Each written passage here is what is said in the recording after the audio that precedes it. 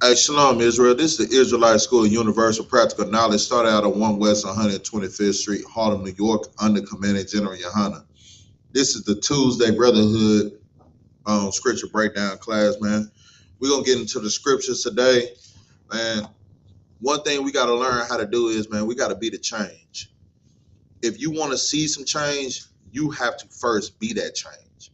Because if you want somebody to change, but you're not showing them the way of changing, then how you expect for them to really change correctly? The same way that we decided to show people how to do wrong, we got to show people how to do right. If you're not willing to show people how to change, then you can't be upset about what change not happening in your communities. How are you going to say that we need to gather ourselves together, but yet you don't want to help gather? You just want to sit back when things is happening. You have to step into your role. Your role is to follow the laws, statutes, and commandments. Your role is to let your people know for a fact that I love you as my brother. By me saying that I love you, that means that I will be the change that you need to see so that way you can step into it. I can't tell you, hey, brother, there's a new way for you to live, but I'm eating pork, crab, shrimp, and lobster. I can't sit here and say, hey, brother, there's a new way for you to live or a better way for you to live, but yet I'm sitting here selling you drugs. These are the same things that have been killing our communities for years and years. But yet we're sitting here saying, hey, man, I got you. Oh, yeah, man, hey, we got to change. We gotta stand for one another. How are you standing for one another when you're the problem? You have to be the change so that way people can see what a change truly looks like. Go to Matthews 5 and 30 for me real quick. If you got Matthews 5 and 30, whenever you got it, just read it for me. This is what we're going to work on today. We're going to work on being the change and not just giving lip service. Go ahead, read once you got it. This is the book of Matthew, chapter 5, verse 30. And if thy right hand offended thee, cut it off and cast it from thee. If thy what? If thy right hand offended thee, cut it off and cast it from thee. Keep reading. For it is profitable for thee that one of thy members should perish. Keep going. And not that thy whole body should be cast into hell. What is the scripture talking about right here? If thy right hand offend thee, then cut it off and cast it away. Because what? What it say right there? It says, for it is profitable for thee that one member should perish, and not that thy whole body should be cast into hell. Go ahead. If I could, is it like saying, like kind of example, if you had an infection on your arm that was spread, you would cut it off before it infects your whole body. Why would you cut it off before it? Why? Why would you cut it off before it affects your whole body? Because you don't want to what? You don't want to perish. You don't want to perish. You don't want to die behind that infection. See, just think about it like this. If you know for a fact, when you get shot, I know people that got shot before. If you've ever gotten shot in your leg, right? And I'm not talking about high up on your leg. If it was low, below your kneecap, if you got shot in your calf or your shin, what is the first thing that you do? Go ahead. Say it in the mic. You would apply pressure to make a tourniquet, right? You'll make a tourniquet. Why are you making that tourniquet? So that blood don't overflow and you lose enough blood. And you don't bleed out, right? Bleed out. Right. Why don't you put a tourniquet on your life? Put a tourniquet around your arm, or put a tourniquet around your partners that want to bring you poison.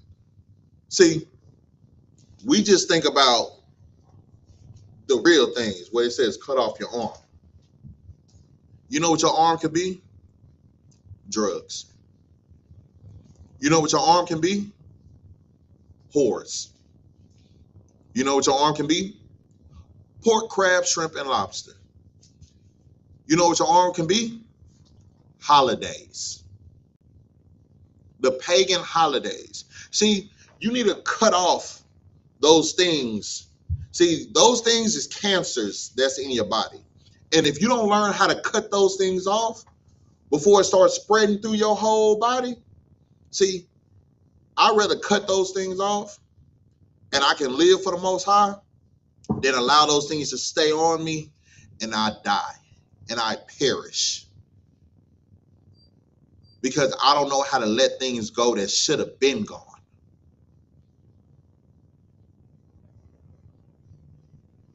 If that right hand offends thee, then you cut it off.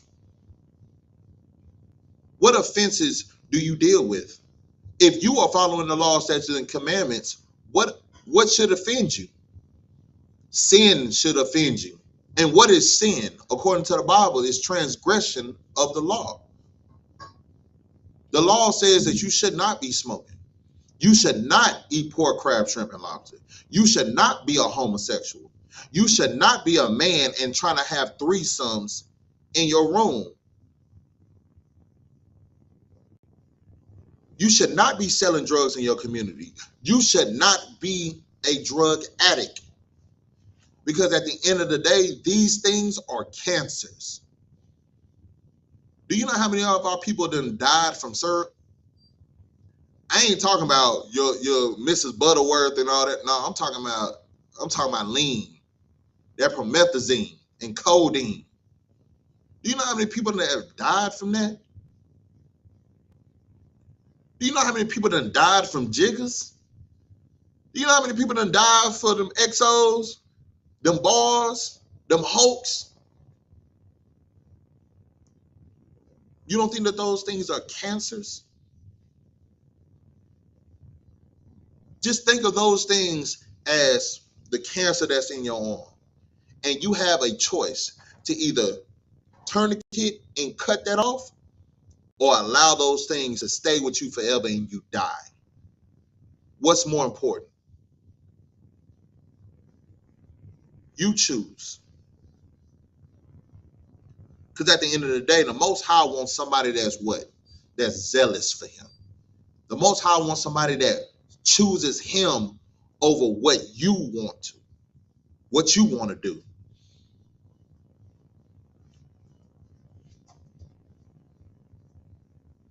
So what are you going to do at this point? Are you going to choose the Most High or are you going to choose yourself?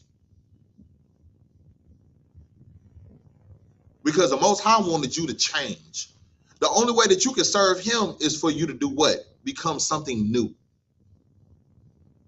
And we're going to prove it in the scriptures. Everything that I'm saying, I can prove in the scriptures. Go to Matthew 7 and 13.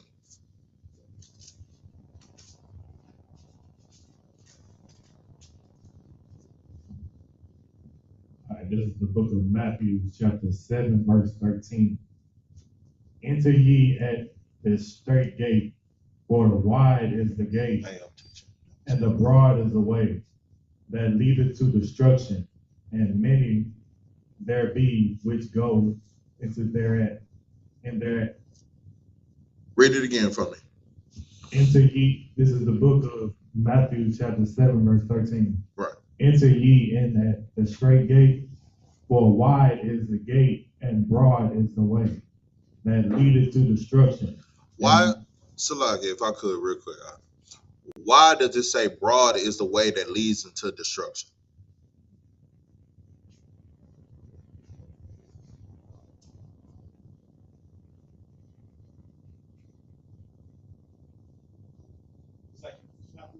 Go ahead. Following all things, following all religions, all philosophies, all things that they say lead you to the kingdom. Right. It's because you're sitting here, and if you thinking broad, right? Because if you think broad, then all these different thoughts come into your mind, right? All these different ways, right? We've been thinking broad for so long. What is the broad thought that we've been thinking?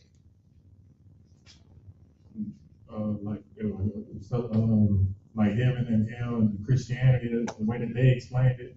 Exactly. What else? What else have we think? Don't try to think religious. Don't try to think any other way. Go back into your old mind. Go back into that man that before you got into the truth, what was your way of thinking?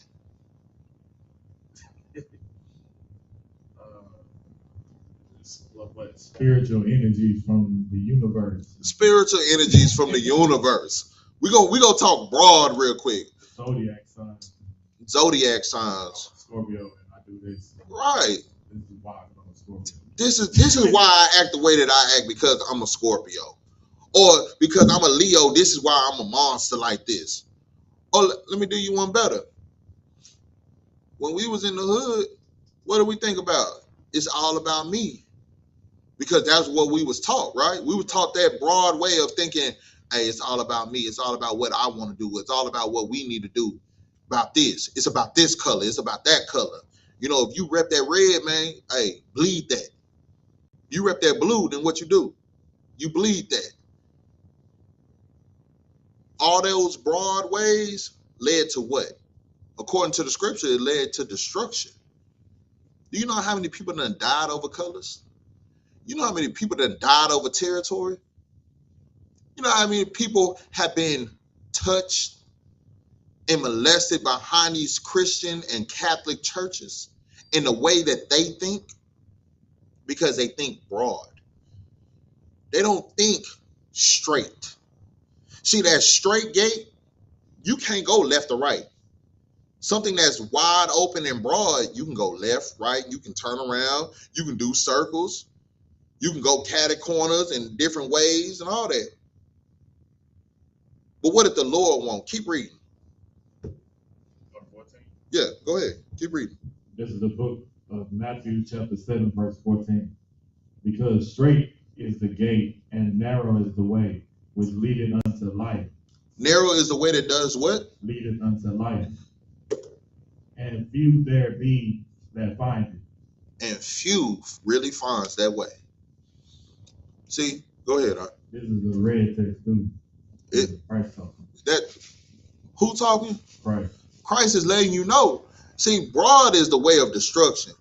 But if you go that narrow path, see, when you in a narrow hallway, you can't really turn left or right unless the hallway allows you to turn left or right. See, the Lord gave you the laws, statutes, and commandments so that way you was on this straight and narrow path. He gave you something that gave you your guidelines. We're not doing nothing else unless this is what I want you to do. I want you to go left, so we're going left. I want you to go right, so we're going right. I want you to walk straight, and I don't want you to veer off. So what are you supposed to do? You're supposed to walk straight down that narrow path and not veer off. But see, we started listening to our oppressor. See, our oppressor, they don't like the fact that the Lord was putting his people in a straight gate. Our oppressors, they was like, you know what? I got to find a new way. See, we don't follow the law, statutes, and commandments. See, that's what your oppressor would say. Because your oppressor don't have to follow the law, statutes, and commandments. Because when have they ever? They eat pork, crab, shrimp, and lobster whenever they want to. They unalive us every single day whenever they feel like it. They sit here and do all these different drugs. They hop out of buildings. They sit here. Y'all remember about Chris Benoit, right? Chris Benoit, what? Had a mental breakdown and decided to kill his whole family. He unalived his whole family, and then what he do to himself? He unalived himself. See, the Lord talks about that. He don't want you to shed innocent blood. But see, that's only for his people that follows his laws and walks that straight gate, that narrow path.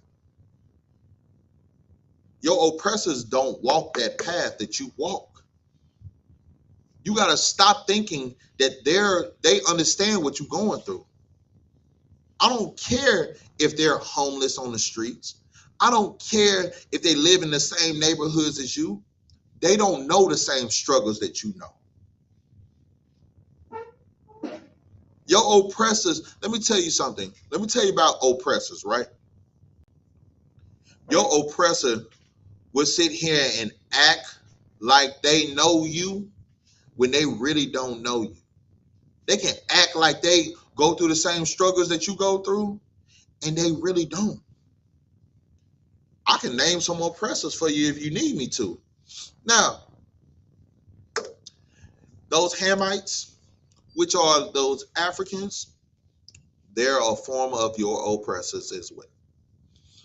Those Moabites, which are those Chinese people, they're oppressors as well. Those Ishmaelites, them East Indians, you know, we all know them as them Arabs. They're your oppressor as well. And you can't forget the biggest oppressor as them all, the Edomites. See, the Edomites, there are the Caucasian descents. And what they do is they are the biggest people that act like they know your pain and know your struggles. Just so that way they can get close to you and make you turn from your God. See, this Bible is for blacks, Hispanics, and Native Indians. As Commanding General YAHANNA say, this Bible is letting you know that there is a nigger God, a SKYPE God, a Native Indian God, a Hispanic God. This Bible shows you that the Most High God is your God. And he chose you to be above all people on the face of this earth if you would follow his path. You got something out? The same thing you said about how all those folks are oppressors, and what do oppressors do? When they oppress you, two, they're definitely gonna show you that they're not your people. But anytime something hard go down or something goes wrong. Okay, think about the time when Hurricane Harvey or any of the time we had these big old blackouts. What did they do? They cleaved onto their people. Right. Did any of them invite any of our people in to their houses with generators while your house was 90 plus degrees, you might have new warm babies and whatnot? They didn't say, come in my house, cook your food, come get the cool down. They didn't do none of that. Like he said about the Moabites. Any of the Moabites, you see these Moabites out there cooking a whole bunch of rice and chicken and low land feed in the neighborhood where nobody could eat?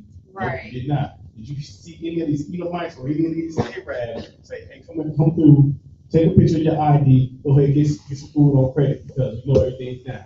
You didn't see them do any of that stuff at all. So at least they keep one for their own people.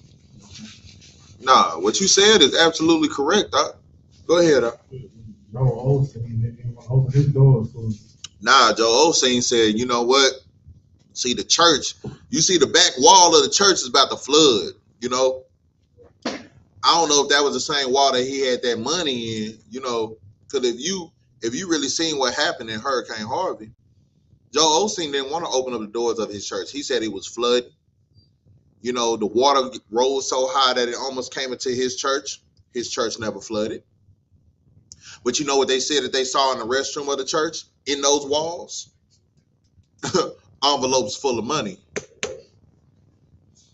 So that envelopes full of money, you couldn't use some of them envelopes to make sure that your people were straight? You wanna be so good with us. You wanna act like you in the hood with us. Like you in the struggle. You know how we struggling. But you got all this money, but yeah, you got a super church. That used to be a what? It used to be like a basketball court or a football field or something like that. It used to be a basketball court, right? You know how many people you can put in an arena of a basketball court? And you telling me you couldn't open that up so that way people can have a place to stay and sleep where it's safe when they lost their homes? When they didn't have lights? When they didn't have food? And you wonder why we call you an oppressor. Stop trying to put yourself in the same category as them. Stop trying to live broad, because the Lord asked you to live what? In this straight and narrow path. Stop trying to be broad like they are and come together. Walk this path that everybody don't want to walk down. It said it at the very end of that scripture. What did the very end of that scripture say? 14. At the very end, yeah. I think it is on 14. Yeah. It said in No, in 15. 15. I ain't read 15. Let me read the whole thing.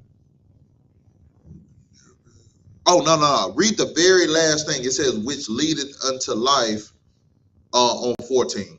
Okay.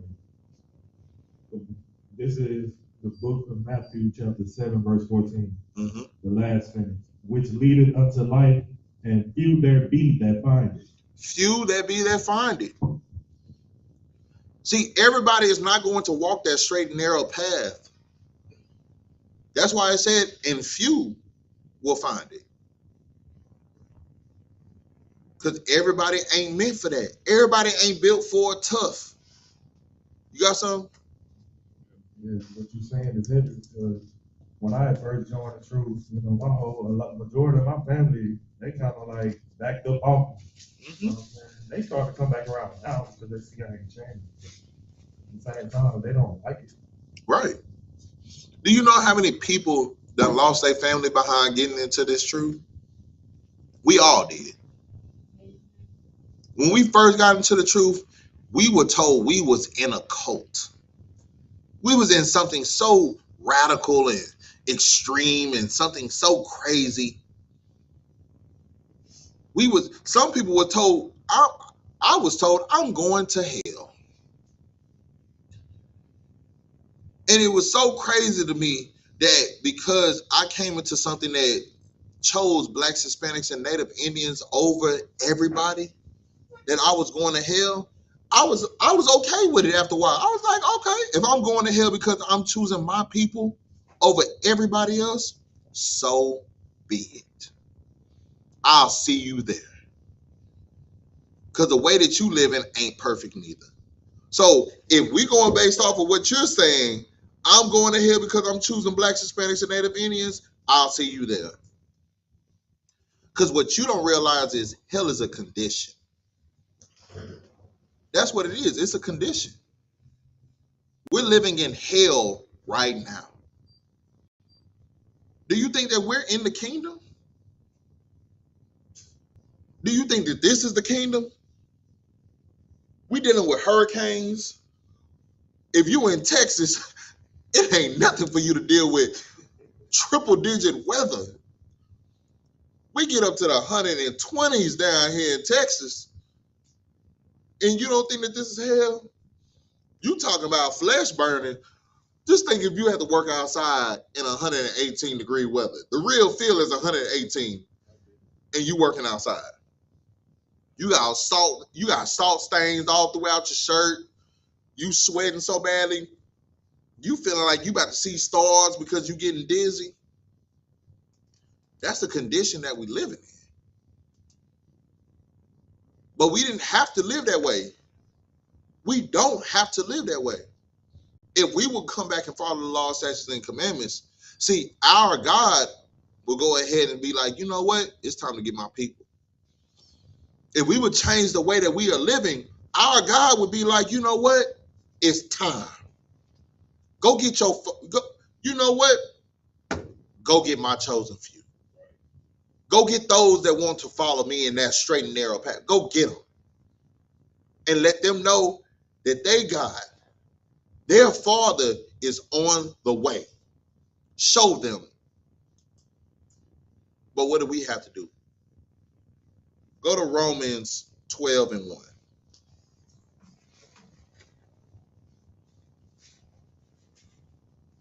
The book of Romans, chapter 12, verse 1. When you got to go ahead and read for me. Bible can shut.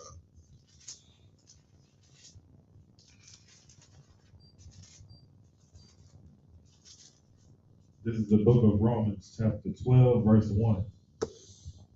I beseech you, therefore, brethren, by mercies of God, that ye present your bodies a living sacrifice, holy, acceptable unto God. Why is it saying, where it says, brethren, by the mercies of God, that ye present your bodies to be a living sacrifice?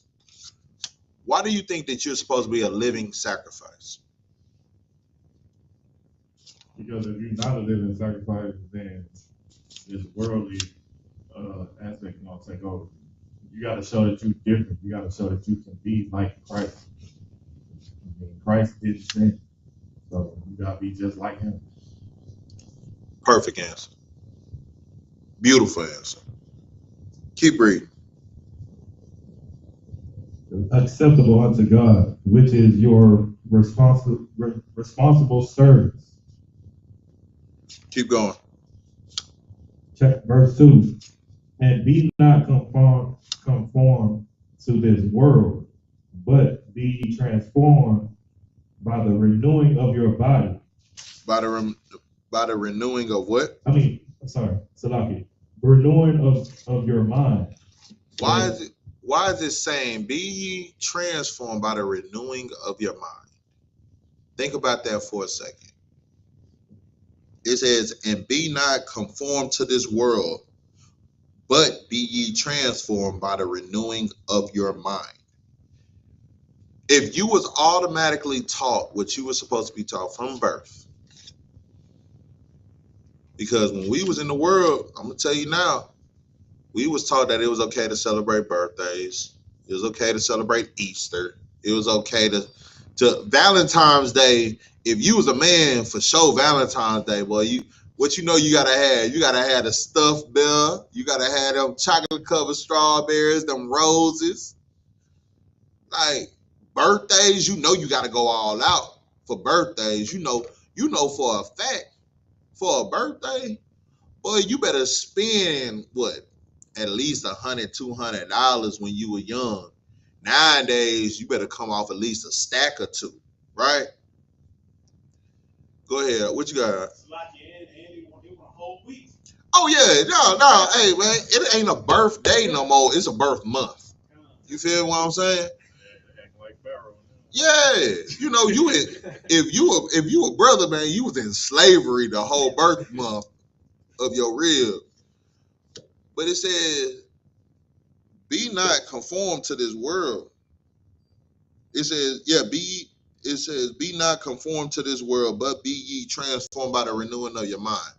Why do you think that you had to be transformed by the renewing of your mind?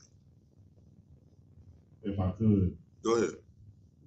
Because you still gonna battle these worldly things out there when you renewing yourself. There's gonna be temptation. Yeah. So you gotta get right.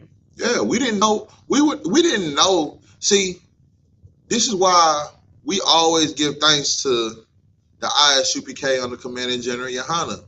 We've been established since 1969.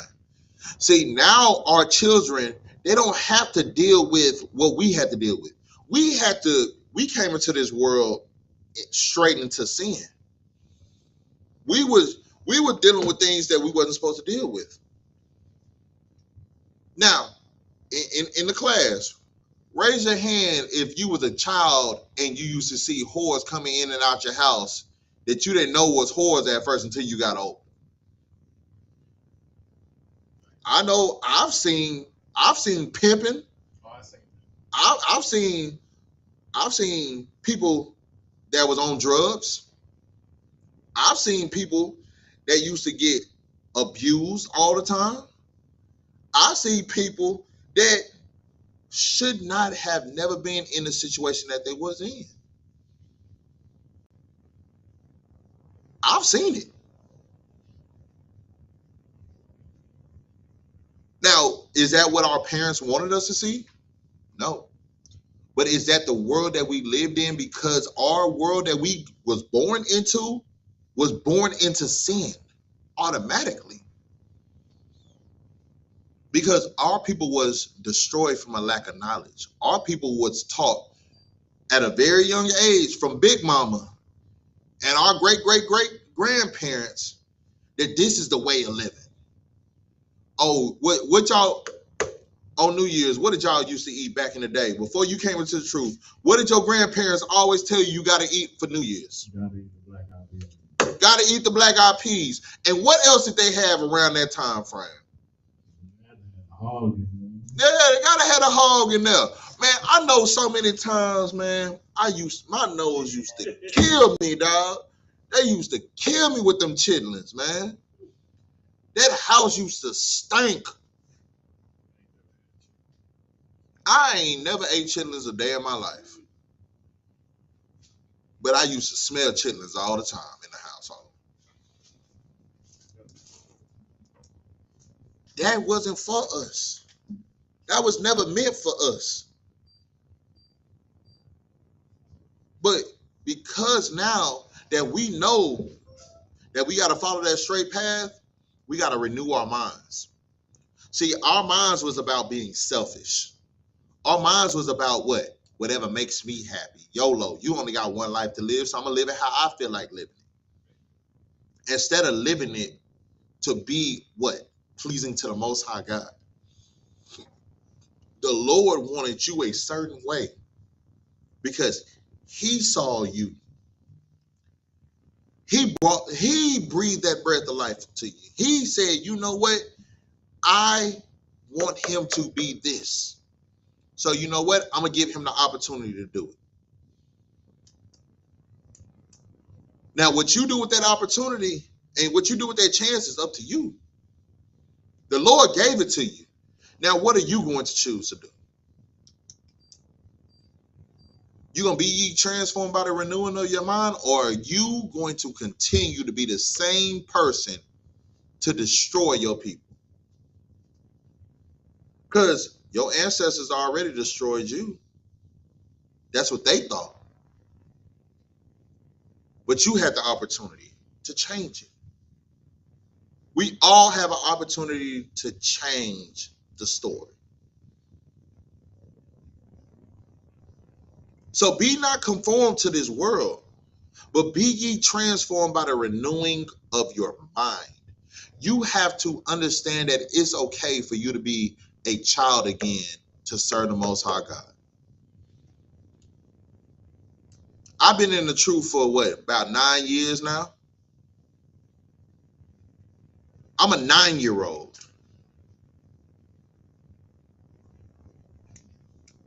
I'm still a child. I'm a 9-year-old. Because I chose to renew my mind. I chose to, whatever I was taught before learning, really and truthfully, the law, statutes, and commandments, and being the person that I'm supposed to be, like all that, I chose to, you know what? I'm going to start all over again. See, for 29 years, I was this, you know, I would say this. For 20 years, I was this one person. But for these last 9 years, I became somebody new. I became a son to the Most High God instead of a bastard. What are you going to do? Are you going to be a son, or are you going to continue being a bastard that does not want to follow what your father has for you? Because your father didn't leave you. Your father has always been there for you. He wanted you to follow what he had in store for you, not what you felt like should have been there. So what are you going to do? Because we all have a life full of choices. What choice are you going to make? Go to James 1:8 for me real quick.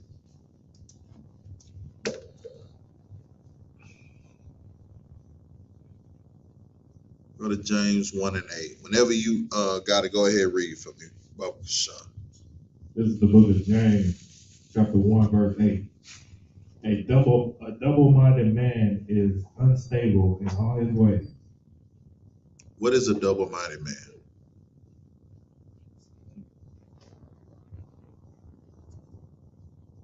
Like a Christian. If you're double-minded, what does that mean? You're contradicting yourself.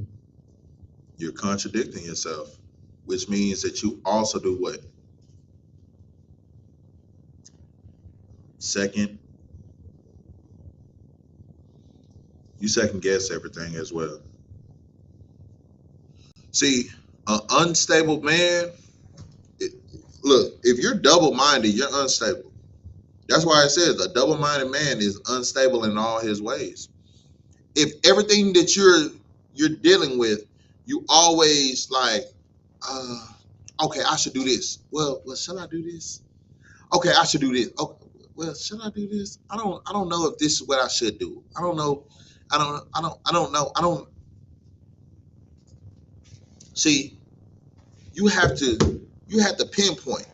See, if you were focused in on what's righteous, what is selfless, at the end of the day, if you structure yourself based off of the laws, statutes, and commandments that the Most High God has given to you, you're not going to be double-minded. You're not going to always be like, I don't. You wouldn't be that person. You're going to be that person that's like, you know what? All right, I got this opportunity to make some money. But me making this money means that what? I got to sit here and I got to hurt my community to make this money. It's not worth it.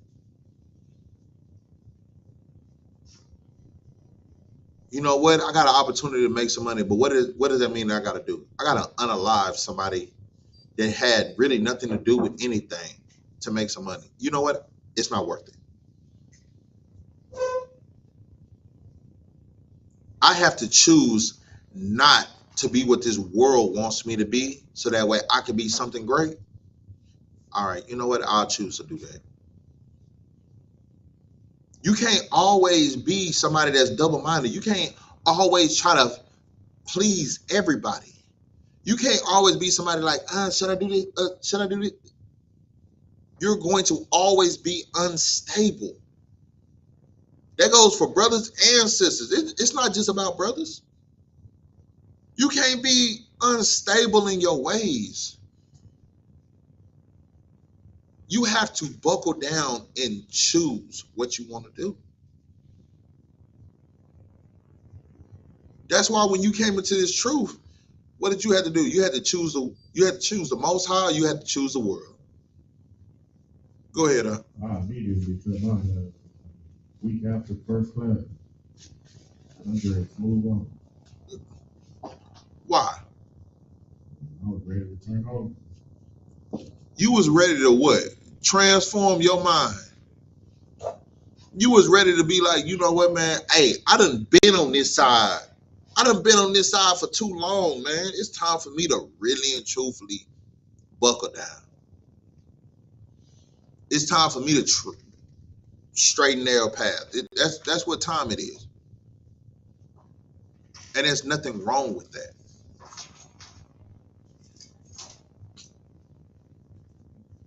See, later on in the precepts, man, later on in class, I'm gonna go over why is nothing wrong with you choosing to go down a straight and narrow path. Understand this. Christ decided that same thing.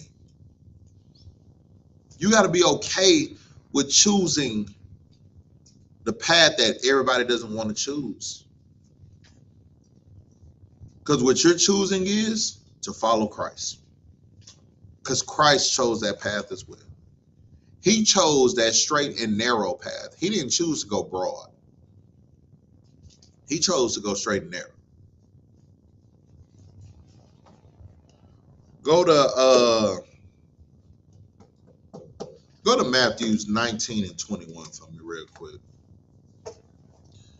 Go to the book of Matthew, chapter 19, verse 20. Matthew chapter 6, verse 19. No, I'm sorry, Salakia. I'm going down the list too much. Matthews 19, verse 21. Yeah, Matthews 19, verse 21. Once you got to go ahead and read for me, please. This is the book of Matthew, chapter 19, verse 21. Right. And he said unto her, what wilt thou? She said unto him. Matthews 19 and 21. Oh, yeah. No, it's all good. All right. This is the book of Matthew, chapter 19, verse 21. Jesus said unto him, If thou wilt be perfect, go and sell that thou hast, and give to the poor, and thou shalt have a treasure in heaven. And come and follow me.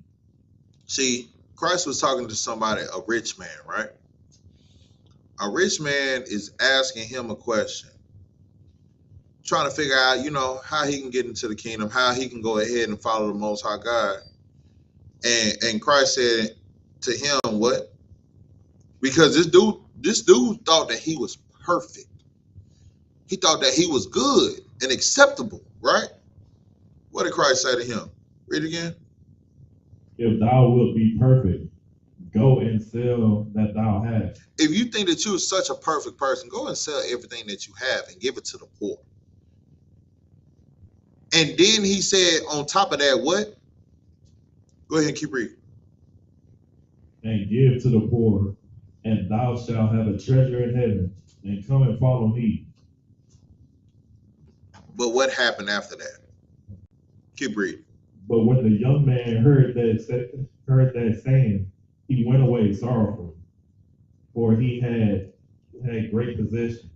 See, this young man that went up to Christ, he was like, man, all right, so I'm already perfect. So what you thinking? Oh, I gotta give everything? Man, you telling me to give up the Balenciagas? You telling me to give up the Bentley, the Maybach, the Ferrari? You telling me to give up he telling me to give up the Louis V and give it to the poor and come follow him and be poor? Man, he walked away from Christ like, man, dog, I got too much. Like, God dang. Ooh wee, he telling me to give up. Ooh, he telling me to give up all this. He walked away like, God dang. He just started thinking of everything he got. And what did it say? Keep reading. Then, this is verse 23. Then Jesus said unto his disciples, verily I say unto you, that a rich man shall hardly enter the kingdom of heaven. See, when that young man walked away and he started reminiscing on everything that he got, Christ looked back at his partners like, see, verily I say unto you. Say, my nigga, let me tell you something, dog. Rich people ain't gonna be able to make it into the kingdom of heaven. See, like Christ talked to his partners like, man, this dude really think that he really about that. He really think he about that life? All right, look, let me show you how he ain't about that life. Hey, if you really about that life, about being a priest and prophet, sell everything that you got and come follow us. Come do the work of the Lord. I'm telling you right now, everybody gonna turn their back on you. Come do the work of the Lord. Dude turned around like, man, I don't know, man. I got all this Balenciagas, Maybachs, and Ferraris, Bentleys. Man, I don't know. Lord looked back at his partner while the dude walked off and was like, see, I told you. Listen to what I'm telling you. Man, it's going to be hard for a rich man to make it into the kingdom of heaven. Because he got what? It said it in the scripture above. It said the young man had what? Great possessions. He had great riches. He had great money and valuable things. Go ahead. They not gonna do it because this is their kingdom right here. They don't got time to wait for Christ to come back. Yeah, they don't got time to wait. Why am I gonna be poor to come be with you when I can stay rich and be with the upper class with my partners, right? Keep reading. Verse 24.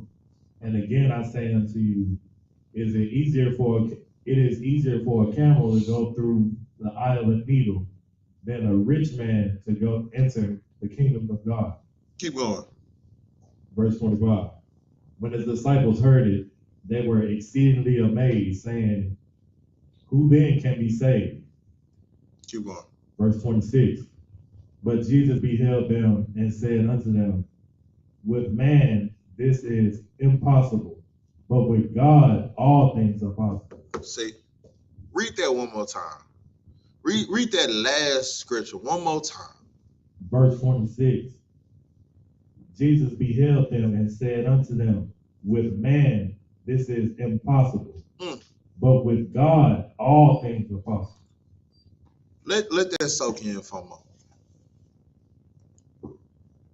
Christ looked at his partners and was like, see, a rich man ain't going to be able to enter into the kingdom of heaven. And then he backdoored and gave a metaphor on top of that. Man, it's easier for a camel to go through the eye of a needle than for a rich man to get into the kingdom. You know a smooth talking Negro when you see one, dog. He letting you know, dog, man, say, bro, I'm going to keep a player made with you, dog. This dude ain't finna be able to do this. It's better for me to run up this wall, bust a backflip, than for him to sell all his riches and come follow us, dog. Because understand what I'm telling you. He's thinking small-minded. See, how we thinking right here in our clique, in our group, man, we thinking way bigger than what he's thinking. Because we know who we follow. He don't know who he follows. He follows man. We follow the Most High. The Most High is letting us know, you know what? If you're willing to give up everything to follow him, he's willing to give you everything. But you got to understand this. Go to Matthew 6 and 19. Go to Matthew 6 and 19. Once you got to go ahead and read. This is the book of Matthew, chapter 6, verse 19. Lay not unto yourselves, lay not up for yourselves treasures upon earth, where moth and rust doeth corruption, and where thieves break through and steal. See, this is the thing that you got to understand. You don't need to be laying up all these treasures on this earth. Because look, what happens? Moths does come and corrupt it, right? And these things do rust, right? And what else does it say? Thieves break through and steal. Thieves do break through and steal. See, when you lay up the treasures of this earth, it's called what? What do we call these things? Materialistic things. Do you know how many times we done have materialistic things and these things done end up being stolen, or it done end up being damaged, or it done end up being ruined? And what do we end up having to do? Throw it away. Why? If it was stolen, you didn't have it no more. If it was rusted, what did you have to do? You had to try to clean it to the point where it's no longer rusted. And if you couldn't clean it to the point where it's no longer rusted, then what did you do after that? Throw it away. You just discarded it. See, don't lay up those treasures upon this earth. Because what? It can either be stolen, it can be destroyed, or it can be messed up. But keep reading. What does it say? Verse 20. But lay up yourselves treasures in heaven, where neither moth nor rust doeth corruption, and where thieves do not break through nor steal. Stop trying to lay up the treasures of this world. See, lay up the treasures of the kingdom of heaven. Follow the laws, statutes, and commandments. Do what the Most High God is asking you to do. Because this class is about what? Brotherhood, being a change, being something Being something that the world can look at and be like, you know what? I've seen this guy change for the better. Let me change like he did. Yeah, this is my OG. But see, my OG ain't about what? Unaliving people. My OG ain't about what? Selling drugs in the community. My OG is about what? Helping the community. How does he help the community? He became a selfless person. He became somebody that his whole mindset is what? Helping the next person. I'm going to pay it forward so that way at the end of the day, we see something. You can't do that if you're being selfish. You can't do that if only thing that you think about is what benefits you. Because if you lay up the treasures of this world, who is that benefiting? It's benefiting yourself. But let me tell you this. Say for instance, two people got $1 million. One person holds on to $1 million. The other person invests $1 million into an apartment. Not only does he invest $1 million into an apartment, he invests that $1 million into the apartment to clean it up, get it renovated, fixed, so that way at least 50 people can live in that apartment. Who did more? At the end of the year, who did more? The brother with the apartment complex. How and why did he do more? Because he just helped out 50 people.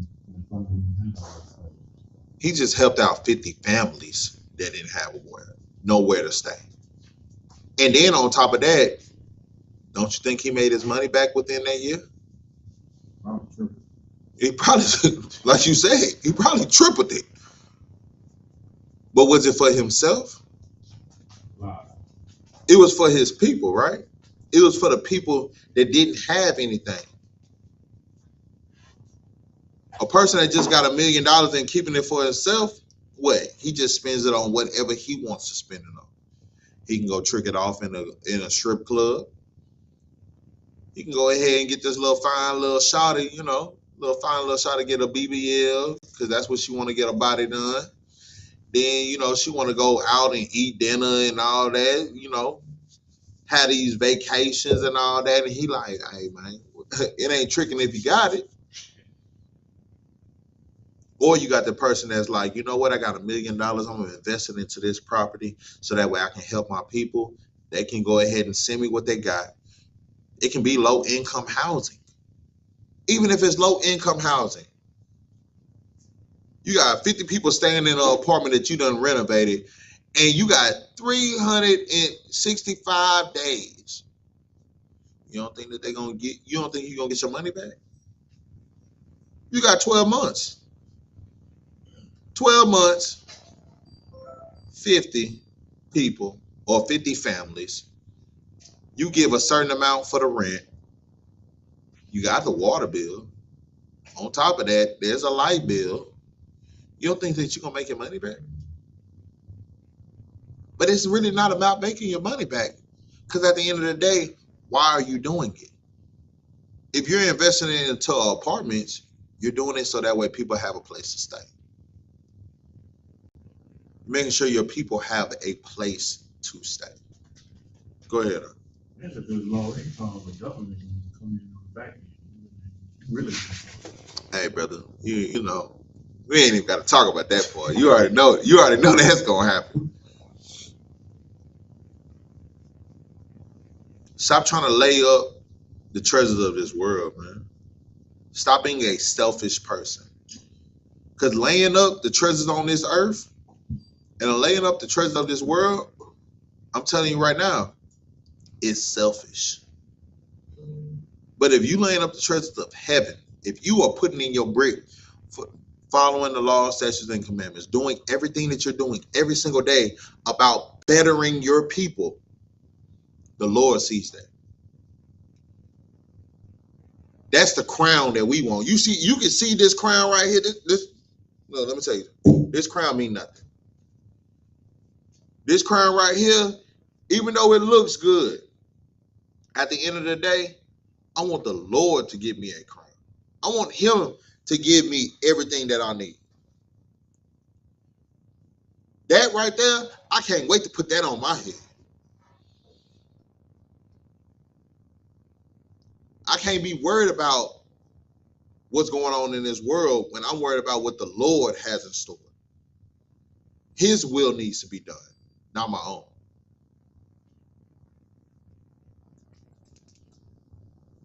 Go to 1 Timothy 6 and 9.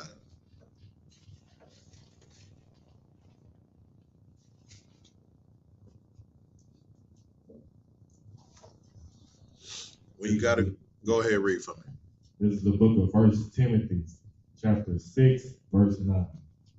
But they that will be rich fall into temptation.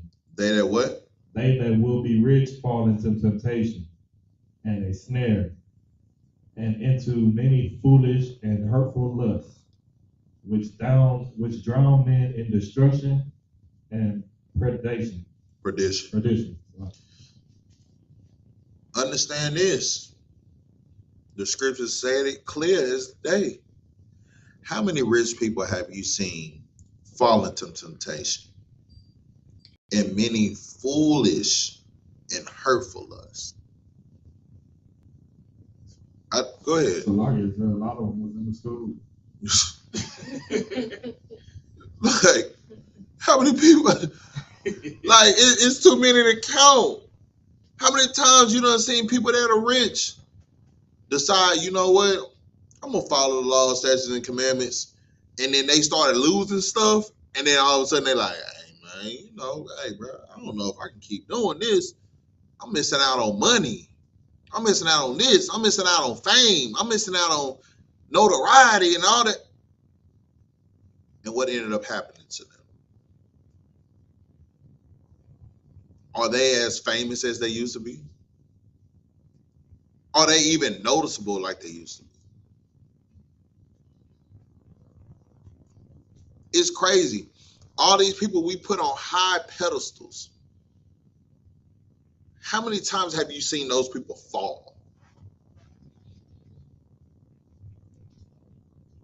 It's too many times.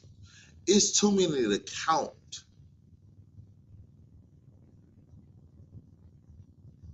Understand this, man. Stop looking up to these people that live based off of what this world has to offer.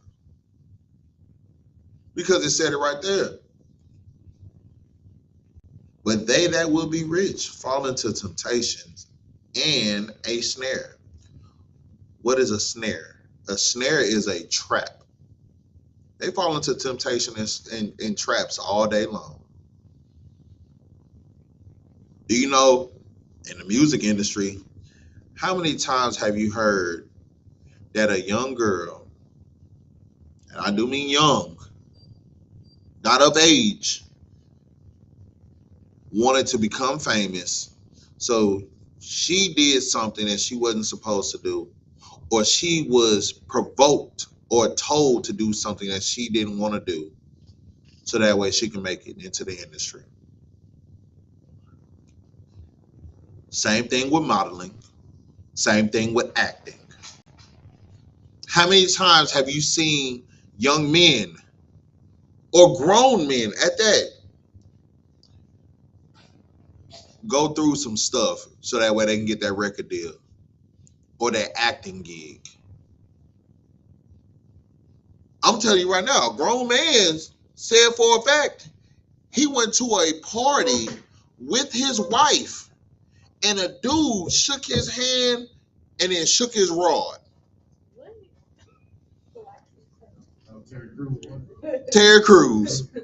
Terry Crews said in front of his wife, his rod was grabbed by an oppressor.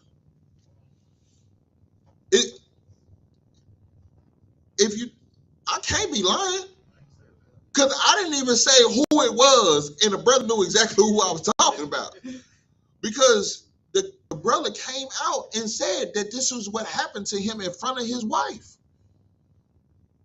Why is somebody so They're so comfortable to grab you by your rod in front of your rib. Go ahead. And Terry Crews is not like, he don't look like a dude that you would just run up on like that. You know what I'm saying? We all know Terry Crews, big swole cock diesel Terry Crews.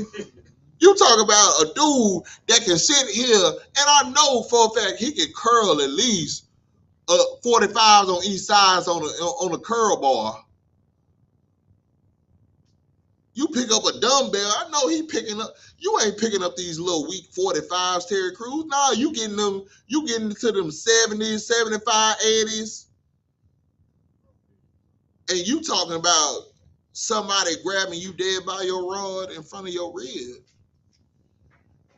But you want to be rich. You wanted to be rich. By you wanting to be rich, you fell into that trap. You fell into it because that was meant for you. Because you wanted to be just like your oppressor. And your oppressor showed you, if you want to be like me, this is here for you. Give me that rod. That's what his oppressor said. Pause. That's what the oppressors told this man. In front of his rib. That's crazy work.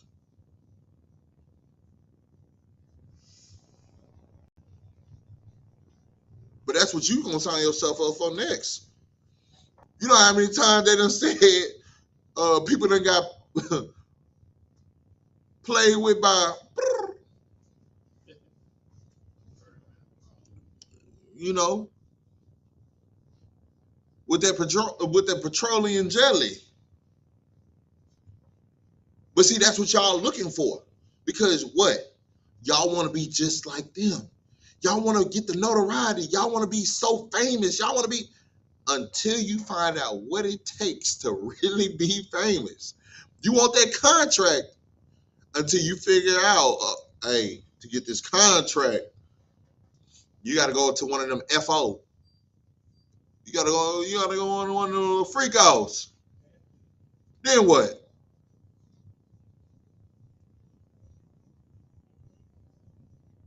You on somebody's table, and only thing you hear is doom ka doom ka doom doom ka doom ka doom.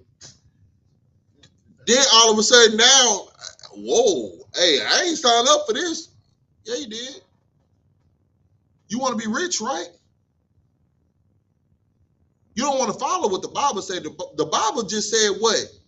Rich people fall into temptations and what else? Hurtful lusts. You don't think that this Bible is letting you know what is there for you if you want to keep following in that path? Go ahead, Art. You know, I deal with like the music on the side and stuff. Like, I had a brother, that dude, like when Diddy first started his trial. Yeah. He said he would not mind being a freak on the mind. From that day, all friendship went down. Hey, look, I'm gonna tell you right now. Any brother, anybody that say they're a brother of mine, if they ever tell me that they okay with going to a freak off or anything like that, our relationship gonna fall by the wayside. Cause see, all my brothers, they follow that straight. Let's emphasize straight and narrow path. Like we don't. You ain't rubbing no baby oil on me, and I ain't rubbing none on you.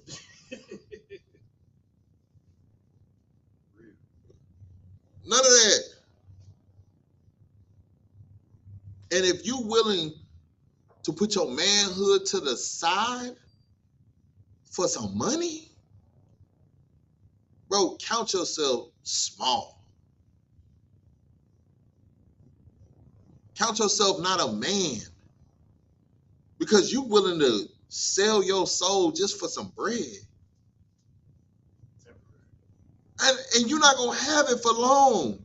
So what's the next thing you going to do? Man, that's just like a crackhead. A crackhead at first was stealing for his family so that way he can get some crack. Then what he started doing, once he couldn't steal from his family no more because they shut him out.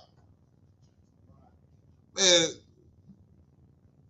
he want to get cheeseburgers or he'll do what? Shalom.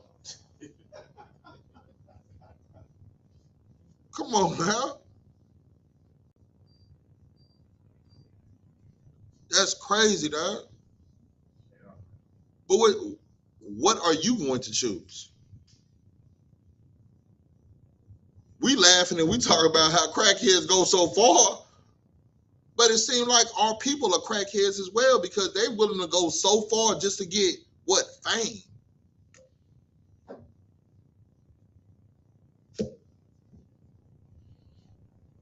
Go ahead and keep reading.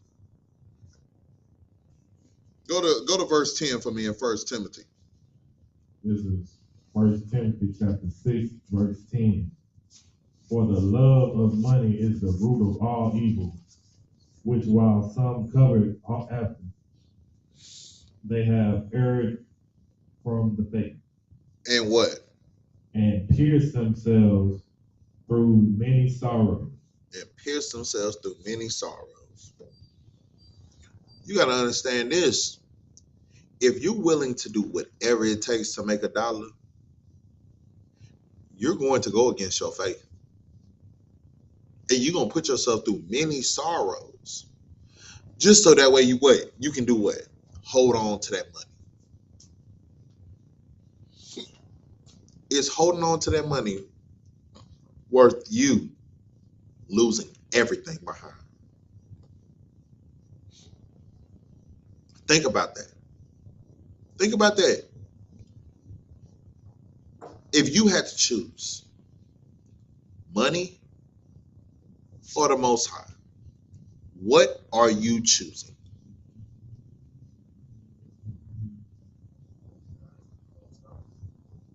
A lot of people claim that though. See, we came into the truth. But see, there's a lot of people that claim that they'll choose the Most High over money. But once money started really showing itself, they started doing the tug of war. They started doing the teeter-totter. And they couldn't deal with it no more. So they left the truth, went back to the world, and now they getting beat up by crackheads.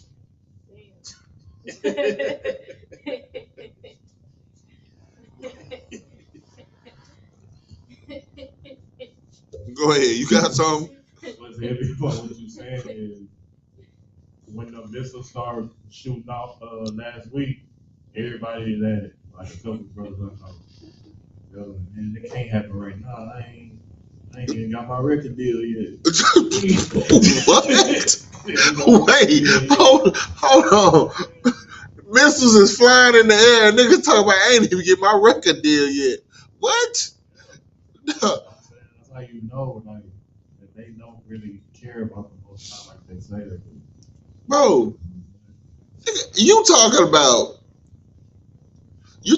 a missile that can go 100 feet down into the earth.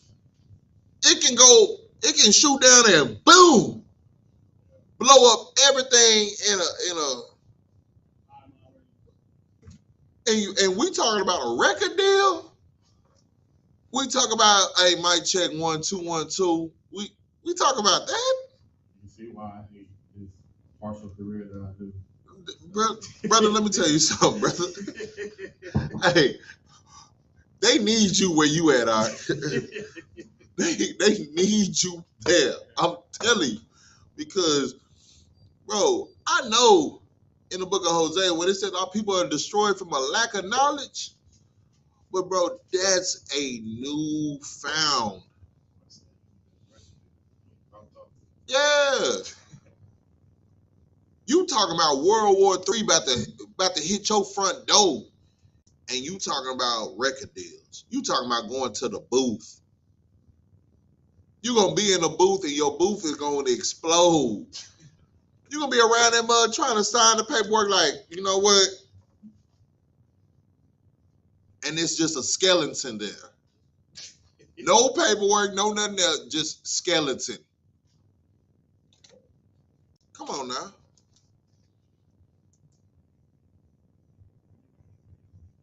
You gotta be smart. You gotta choose whether you're going to follow the Most High or you're going to sit here and follow your own lust, your own mind, the things that make you happy. And I'm telling you right now, the things that make you happy is only going to make you happy for a time frame before it changes, and then you're back at square one.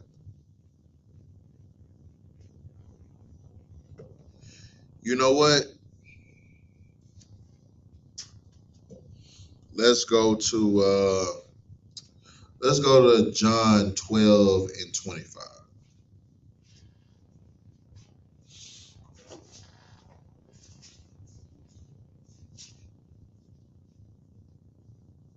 This is John, chapter 12, verse 25. Mhm. He that loveth his life shall lose it, and he that hateth his life is this life. He that hateth his life in this world shall keep it unto life eternal. Read it one more time. Read it slower for me. He that hateth, he that loveth his life shall lose it. He that loveth his life shall lose it. Why is the Bible saying, he that loveth his life shall lose it? It's like saying about loving things in the world. He that loveth his life, the life that he wants to live, the life that he chooses to live, not the life that the Most High God has for you. He that is only one life to live is YOLO. I'm going to do it how I feel like. I'm going to stand on what I feel like standing on. I'm going to only be about myself. He that loveth that life shall lose it. Keep reading. And he that hateth his life in this world shall keep it unto life eternal. Why will a person that hate his life in this world keep it until eternity? I hate this world that I live in.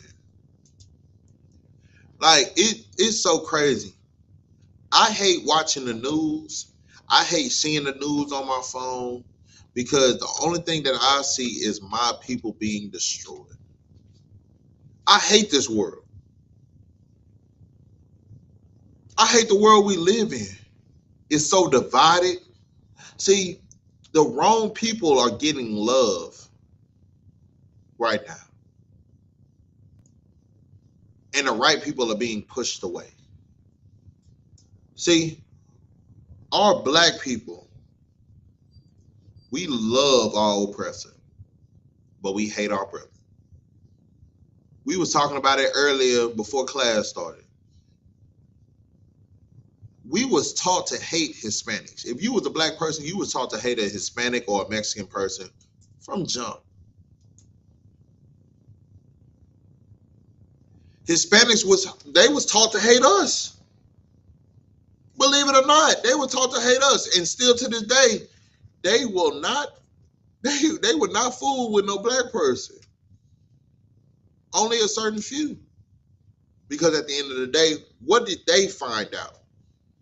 A black and a Hispanic person is what? One and the same. They're trying to put y'all back in slavery like they trying to put us in slavery. They locking y'all up in jail just like they locking us up in jail. They're deporting y'all. See, the deportation for black people is putting us behind bars.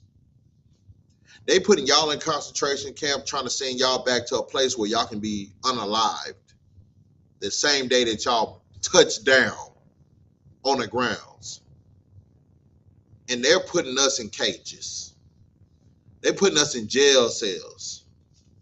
The same thing that they doing to y'all, is the same thing that they doing to us. That alligator Alcatraz, understand this, that's not going to just be for Hispanics. If they can put some Haitians in there, they're going to put some Haitians in there. And I'm pretty sure if they can find a way to put some niggas in there, oh, they going to put us in there. Because at the end of the day, our oppressor only cares about themselves. So you got to love, look, you have to hate the life that you live in this world for you to save your life.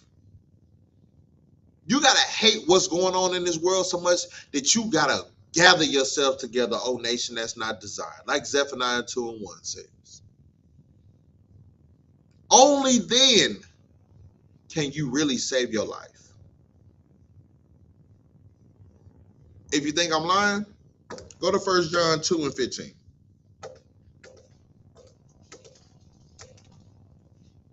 We got to go ahead and read for me.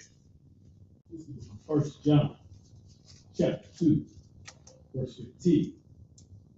Love not the world, neither the things that are in the world. Why is the Bible saying love not the world, neither the things that are in the world? Keep reading. If any man love the world, the love of the Father is not in him. So the things that are in this world, matter of fact, keep reading before I even get into it. Go ahead and keep reading. Verse 16. For all that is in the world, the lust of the flesh, and the lust of the eyes, and the pride of life, is not of the Father. It's not of who? It's not of the Father. But who is it of? But is of the world. Love not the world, neither the things that are in the world. What are the things that, you know what? Hey, brother. Hey, get a mic to him real quick. I don't mean to put you on the spot real quick, man.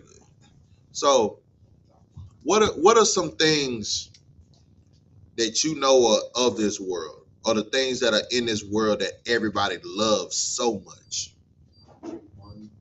Money. What else? Drugs. Whores. Materialistic things. Riches. Hey, look. Hey, y'all get that brother a hand, man. All those things that are of this world, what did it say? It's not of who? It's not of the Father. It said, love not the world, neither the things that are in the world. If you love the world, the love of the Father is not in you. People would choose riches over the Most High God. People would choose drugs over the Most High God. People would choose a hoe over the Most High God.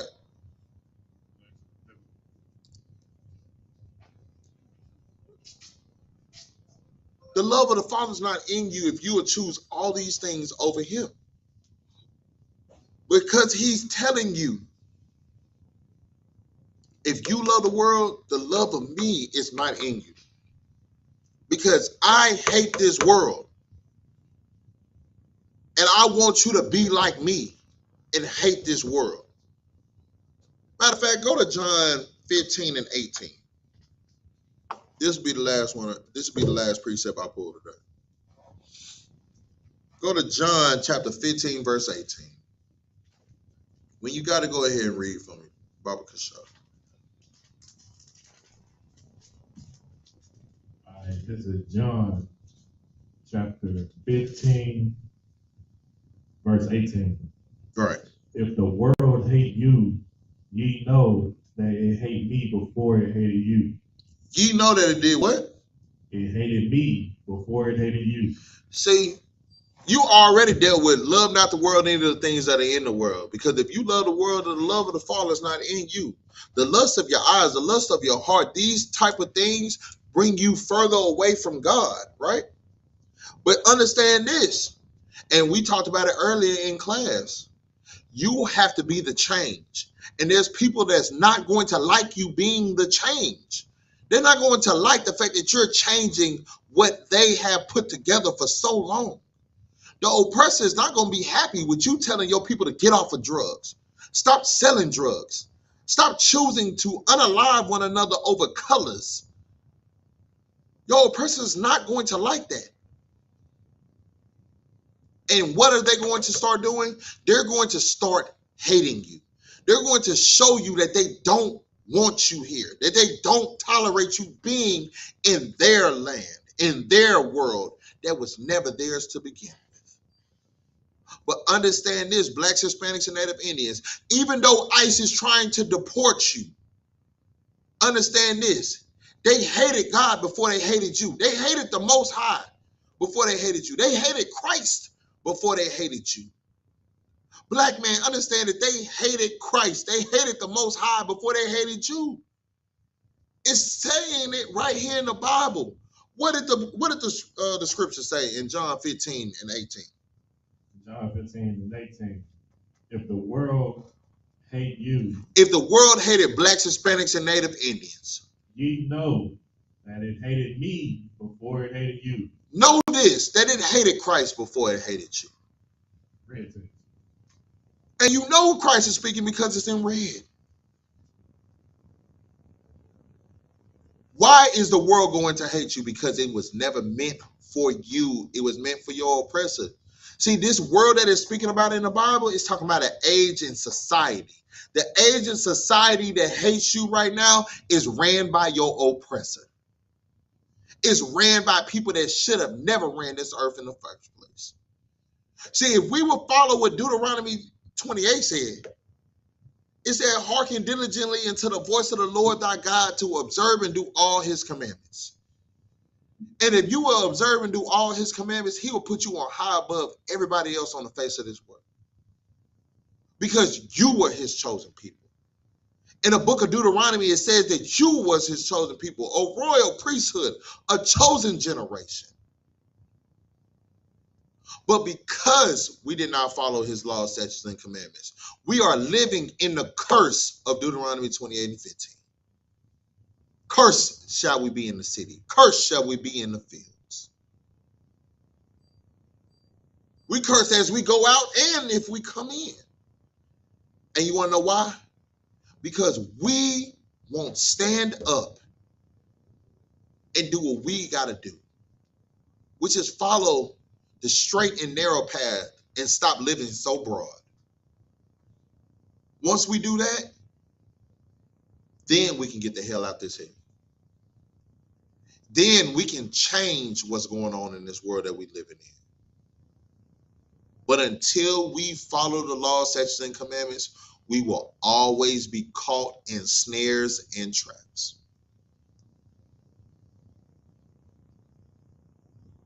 And with that, we're going to say Shalom, Yahweh, Hashem, Yahushua, Barakatah to the brothers, and Shalom, Yahweh, Shema, Latah, Hashem, Yahushua to the sisters. All right.